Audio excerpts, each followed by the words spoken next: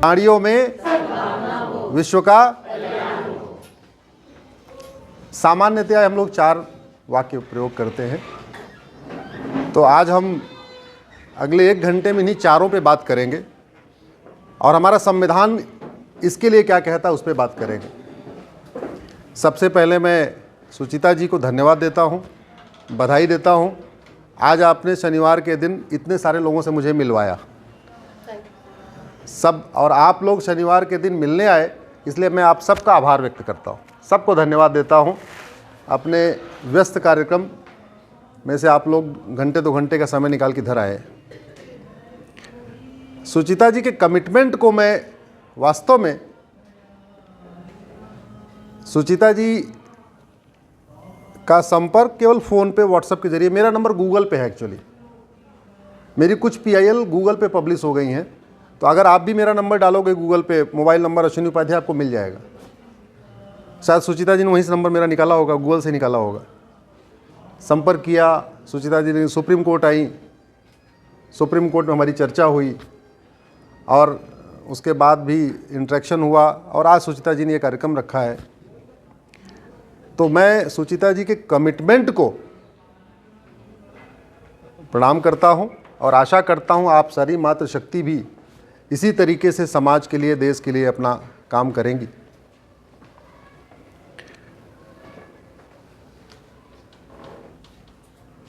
जब ये संविधान बन रहा था तो एक बात ये हो रही थी कि संविधान का लक्ष्य क्या है, क्यों बना रहे हैं हम संविधान, चाहते क्या है। अल्टीमेटली हर काम का एक गोल होता है ना, अल्टीमेट टारगेट होता है, हम अचीव क्या करना चाहते हैं। तो जो लोग विदेशों से पढ़े हुए थे, नेहरू जी, बाबा साहब अम्बेडकर, वो कह रहे थे कि हम तो इक्वलिटी, जस्टिस, लिबर्टी, फ्रेटर्निटी ये अचीव करना चाहते हैं। जो लोग भारत में पढ़े हुए थे बोले इक्वलिटी किसमें, कौन सी इक्वलिटी अचीव करना चाहते हो। बोले हम चाहते हैं महिला पुरुष बराबर हो।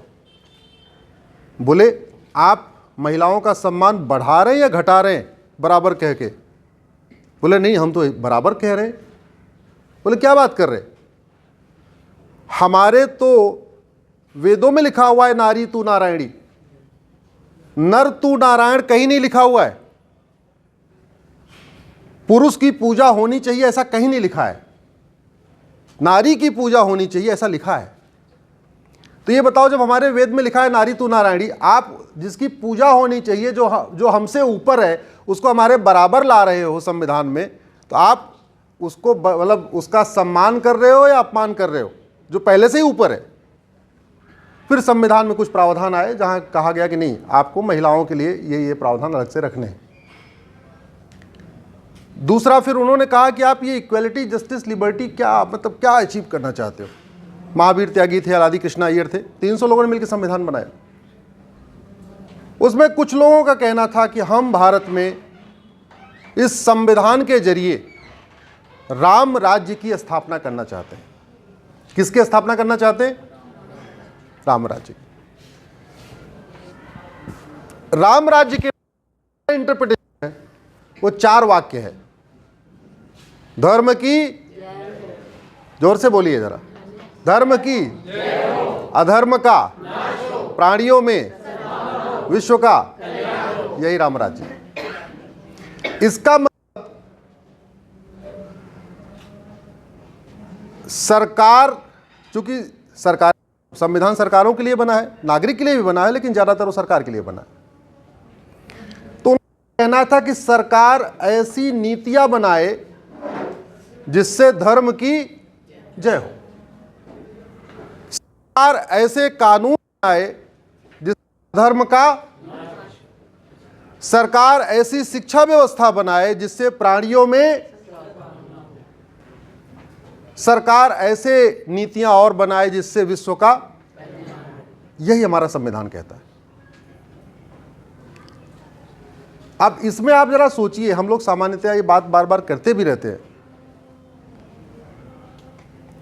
अधर्म का नाश किए बिना धर्म की जय हो सकती है क्या? इन चारों क्या है? धर्म की जय हो, अधर्म का नाश किए बिना धर्म की जय हो सकती है क्या? नहीं हो सकती। अधर्म का नाश किए बिना प्राणियों में सद्भावना हो सकती है क्या? नहीं। अधर्म का नाश किए बिना विश्व का कल्याण हो सकता है क्या? नहीं। तो जब तक अधर्म का नाश नहीं होगा तब तक कि कुछ भी नहीं हो सकता। तो सबसे प्राइमरी होना चाहिए था हमारी सरकारों का अधर्म का नाश करना। अधर्म है घूसखोरी, काला, नशा तस्करी, सोना तस्करी, नक्सल, माओवाद, कट्टरवाद, मजहबी उन्माद, जिहाद, तो है धर्म। बिना इनका नाश किए धर्म की जय नहीं कर सकते। बिना इनका नाश किए प्राणियों भावना, बिना इसका नाश किए आप नहीं। आप सब लोगों के पास, आपके पास गाड़ी है, आप सब लोग संभ्रांत हैं।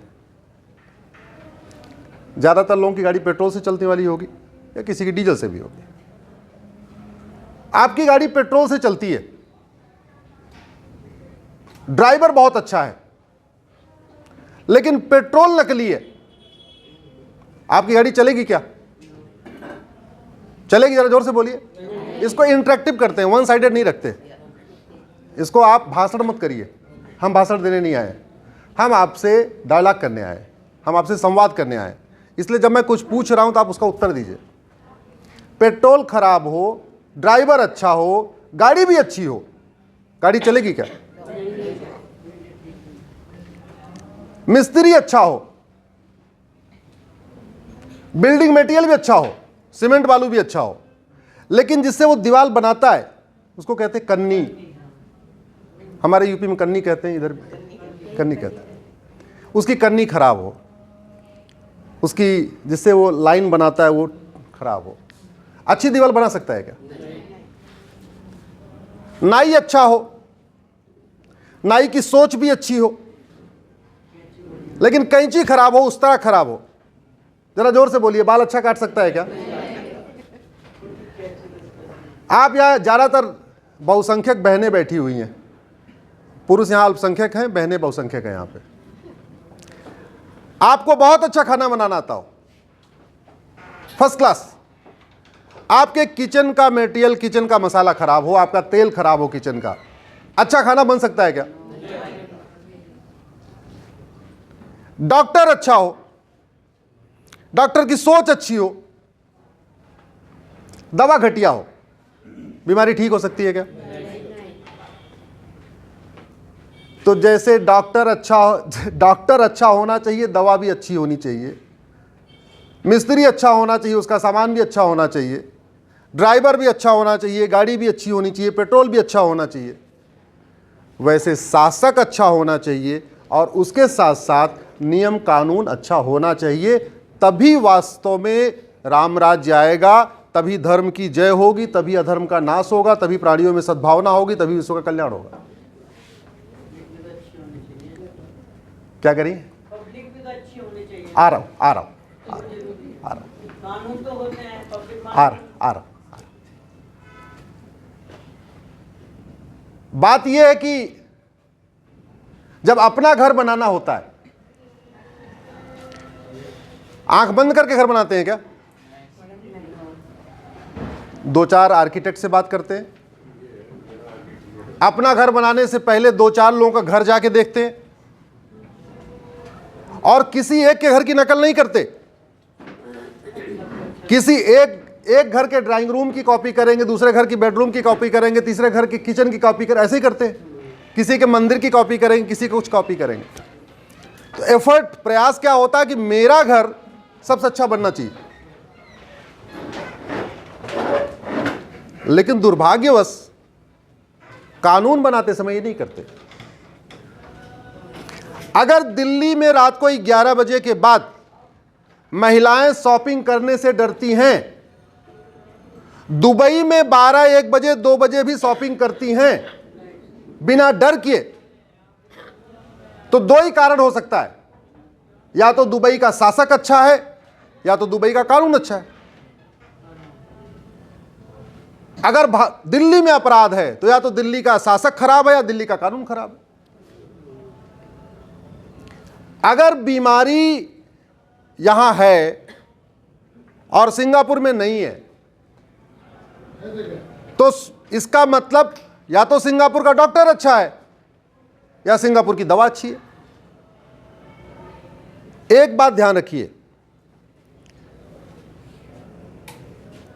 खेत में सीधे सीधे फसल नहीं बोया जाता, पहले जुताई की जाती है, फिर गुड़ाई की जाती है, फिर निराई की जाती है, खरपतवार को उखाड़ा जाता है, खरपतवार मजबूर होता है तो पेस्टिसाइड भी डाला जाता है।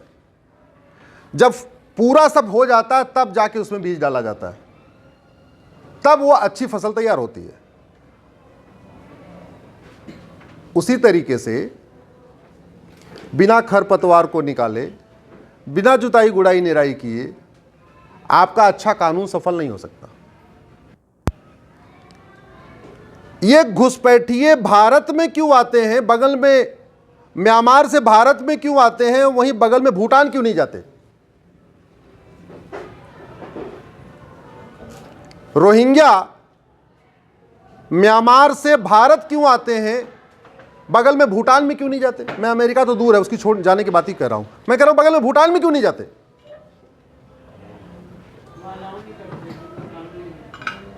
आपके घर की अगर बाउंड्री अच्छी नहीं होगी या आपके घर पे सिक्योरिटी गार्ड नहीं होगा तो आवारा पशु आपके घर में एंटर करेंगे। स्वाभाविक सी बात है, ऐसा ही है ना। और जिस तकलीफ के बाद हम यहां बैठे हुए हैं, हमारे पूर्वजों ने भारत की संस्कृति की रक्षा के लिए क्या क्या नहीं किया। गुरु तेग बहादुर के बलिदान को सबने पढ़ा होगा, बंदा बहादुर के बलिदान को सबने पढ़ा होगा। क्या क्या नहीं किया कि हमारी संस्कृति बचे, भारत बचे, भारतीय संस्कृति बचे, भारत की रक्षा होती रहे। एक कल्चरल वॉर पूरी दुनिया में चल रहा है, आज से नहीं बहुत पहले से चल रहा है। विष्णु पुराण पढ़ सकते हैं तो पढ़िए, नहीं पढ़ सकते हैं तो विष्णु पुराण धारावाहिक देखिए। बी.आर. चोपड़ा साहब ने महाभारत बनाया था, महाभारत के बाद एक सीरियल बनाया था विष्णु पुराण। आतंकवाद, अलगाववाद, कट्टरवाद, मजहबी उन्माद और जिहाद के मूल कारण को समझना है तो विष्णु पुराण धारावाहिक देखिए। दो सोच के बीच में टकराहट आदिकाल से चल रही है, दो कल्चर के बीच में कॉन्फ्लिक्ट आदिकाल से चल रहा है। एक कल्चर है वसुधैव कुटुंबकम, एक सर्वधर्म भाव, नारी तू नारायणी, एक सोच है। दूसरी सोच है एकोहम द्वितीयो नास्ति। एक सोच है महिला बराबर नहीं है, महिला ऊपर है। दूसरी सोच है नहीं, महिला बराबर तो छोड़ो, महिला आधी भी नहीं है। इन दो सोच के बीच में टकराहट आज से नहीं बहुत पहले से चल रही है, अलग अलग रूपों में चल रही है। पहले देव दानव लड़ते थे, मानव राक्षस लड़ते थे, अभी वो अलग, उसका कॉन्सेप्ट अलग हो गया, लेकिन वो लड़ाई चल रही है। तो इस लड़ाई से जीतते हुए आगे बढ़, और इसका एग्जाम्पल आप देख लीजिए।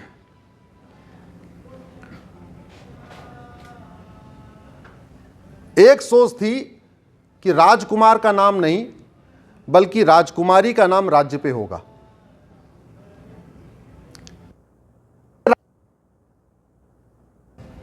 गंधार के कौशल का नाम कौशल नहीं था, कौशल की राजकुमारी का नाम क्या था? कौशल्या। सौमित्र की राजकुमारी का नाम सुमित्रा।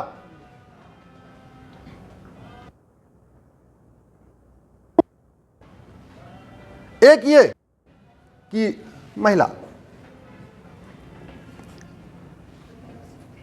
नवरात्रे में कन्या पूजन, दुर्योधन के ननिहाल में जहां कन्या पूजन होता था, दुर्योधन के ननिहाल में जहां वसुधैव कुटुंबकम की भावना थी, दुर्योधन के ननिहाल में, जहां उस में स्वयंवर होता था, दुर्योधन के ननिहाल में जहां लड़कियां भी शस्त्र और शास्त्र की शिक्षा लेती थी।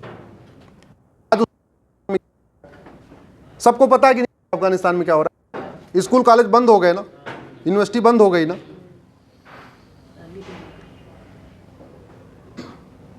कैकेयी, जहां से रानी कैकेयी आई थी, रावण का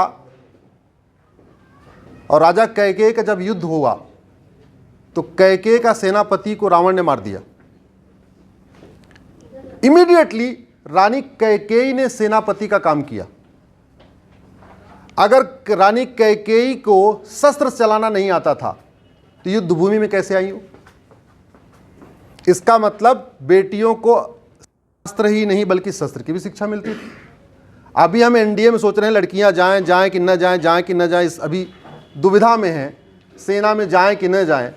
अरे हजारों साल पहले पूरी सेना को लीड किया था रानी कैकेयी ने, और सबको पता दशरथ जी का क्यों हुआ, क्योंकि रावण दशरथ किया, बहुत तेजी से उसने अटैक किया, तो रानी कैकेयी ने दशरथ को बचाया, तो फिर दशरथ का और रानी कैकेयी का विवाह हुआ। तो हमारी संस्कृति बहुत ही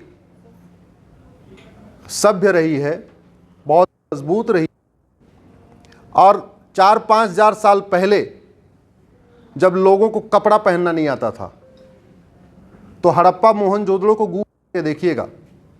हड़प्पा मोहनजोदड़ो में शहर में well planned latrine, bathroom, kitchen, toilet सबके साथ बना बना मकान मिला है। जब लोग केले का पहनते थे 5.5 साल पहले, 5,000 साल पहले, तब हड़प्पा मोहनजोदड़ो हमारे पास वेल प्लान्ड एक शहर था हमारे पास। कैसे था? दुर्भाग्य ये हुआ कि गुलामी के बाद हमें उस गुलामी की मानसिकता से निकाला नहीं गया।